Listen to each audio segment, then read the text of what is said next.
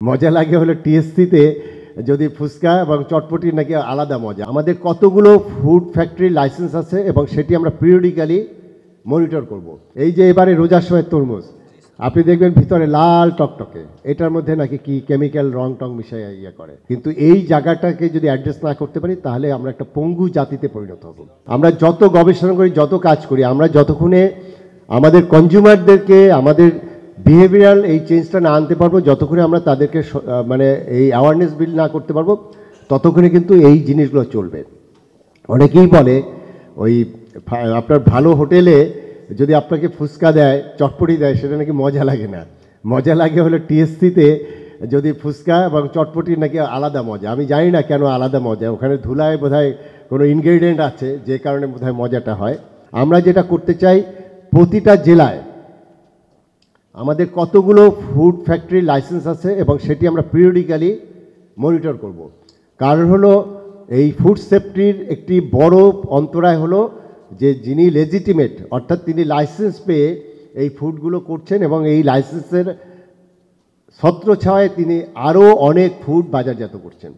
তাহলে আমি যদি ওই ইন্ডাস্ট্রিগুলো যেখানে ফুড তৈরি হয় এবং সেটি যদি আমরা পিরিয়ডিক্যালি চেক করি, তাহলে কিন্তু আমরা একটা বড় একটা অর্জন হবে। আমাদের স্পষ্ট আইন আছে 2019-এর যে আমাদের খোলা তেল বিক্রি হবে না। আমাদের আইন আছে 2013-র যে ইয়েতে আপনার ভোজ্য তেলের মধ্যে ভিটামিন এ ফর্টিফাই করতে হবে।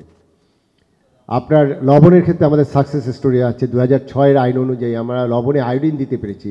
লবণের ভেহিকেলের মাধ্যমে আমরা কিন্তু আয়োডিন জনিত যে রোগগুলো, এগুলো দেখা গেলো আমাদের স্টাডিতে, এটি কিন্তু অনেকটাই বেরি রোগ যা যেগুলো আছে, গলগণ্ড রোগ, এগুলো কিন্তু আপনার অনেকটাই মানে আমরা কমিয়ে আনতে পেরেছি। ওয়ালটন ফ্রিজ কিনে অনেকের মতো আপনিও হয়ে যেতে পারেন মিলেনিয়াল। সেরা পণ্যের সেরা অফার।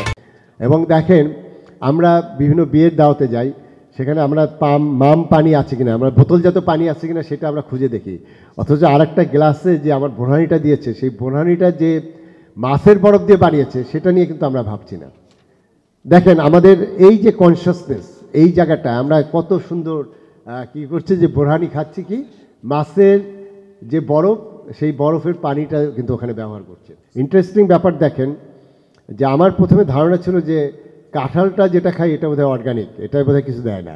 সেই কাঁঠালেও নাকি আপনার কি একটা ইয়ে মেরে ওই যে বোটার ওখানে কি যেন দিয়ে আপনার এটা পাকানো হয়। তরমুজ, এই যে এবারে রোজার সময় তরমুজ আপনি দেখবেন ভিতরে লাল টকটকে, এটার মধ্যে নাকি কি কেমিক্যাল রং টং মিশাইয়া ইয়ে করে। আনারসের মতো জিনিস, সেটাও নাকি আপনার এভাবে কি মানে ইম্যাচিউরড আনারসটাকে কি নাকি একটা মেডিসিন দেয়, ওটা নাকি ফুলে ফেপে বড় হয়ে যায় এবং পেকে একদম খুব সুন্দর হয়ে যায়। আর ইয়েতে ওই যে আমাদের ফেরাওরা কি যেন মমি আবিষ্কার করেছিল না, হ্যাঁ, মিশরের পিরামিডে মমি পাওয়া যায় না। তা আমাদের দেশে আপনি একটা অ্যাপেল কিনে আপনি বাসায় রেখে দেন, ওটা মমির মতো, আপনার 3 মাসেও ওটা নষ্ট হবে না। মানে আমরা এইরকম একটা জাতিতে পরিণত হয়েছি যে আমাদের তকমাটা কি, আমরা ভেজাল মিশাই, আমরা খাবার হলো কি কন্টামিনেট খাবার খাই। এরকম একটা জাতি দিয়ে আমরা কিন্তু সেই স্বপ্নের সোনার বাংলা অথবা ডিজিটাল বাংলাদেশ থেকে যে স্মার্ট বাংলাদেশ, হয়তো অন্য অনেক কিছুর ক্ষেত্রে আমরা পারবো, কিন্তু এই জায়গাটাকে যদি অ্যাড্রেস না করতে পারি তাহলে আমরা একটা পঙ্গু জাতিতে পরিণত হব। আমরা বাচ্চাদেরকে, আমরা হয়তো আমাদের একটা বয়স পার হয়ে গেছে, কিন্তু আমাদের বাচ্চারা তারা যেভাবে এক্সপোজড, তাদের তো বুদ্ধি বিকাশ থেকে শুরু করে তারা কিন্তু একটা কি বলবো যে একটা অটিস্টিক বাচ্চা হিসেবে বড় হবে। তারা সুস্থ, একটা মানুষের সুস্থতা তো সবচেয়ে বেশি বড় ব্যাপার। একটা মানুষ যদি, আমি একটা সুস্থ মানুষ তৈরি না করতে পারি, তাহলে সুস্থ জাতি কীভাবে তৈরি হবে?